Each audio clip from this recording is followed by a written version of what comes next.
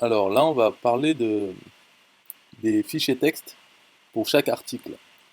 Chaque article a un fichier texte et contient des balises HTML. Alors, c'est libre, hein, tu peux mettre tout le HTML que tu veux dedans, mais il y a quelque chose d'important, très important en fait, à respecter. C'est, premièrement, on va dire de mettre le titre, de l'entourer avec H1, voilà, pour dire que c'est un titre, mais surtout, il faut qu'il y ait un P.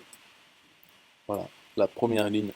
Très, très tôt dans le texte, il faut que une phrase ou plusieurs phrases soient entourées par P, parce que le code du site utilise cette balise pour, pour insérer euh, la carte d'illustration de l'article qui se met à droite avec les liens vers le produit TPE.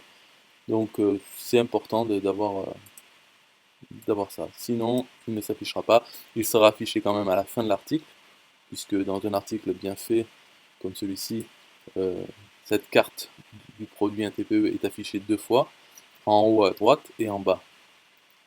Donc voilà tout ce qu'il y a à savoir sur les articles. Ensuite, voilà, c'est un texte en HTML, donc que tu peux faire avec un outil comme Blue Griffon.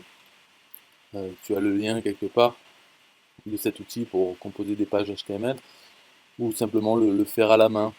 Moi, c'est ce que je fais quand je reçois un article.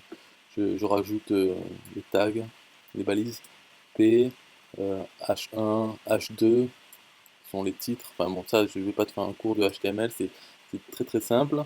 Et tu vois, je n'ai pas mis d'image ou autre, c'est uniquement pour formater, mettre en page le texte. Bon, voilà tout ce qu'il y a à savoir sur les fichiers texte de chaque article individuel à mettre dans le dossier article.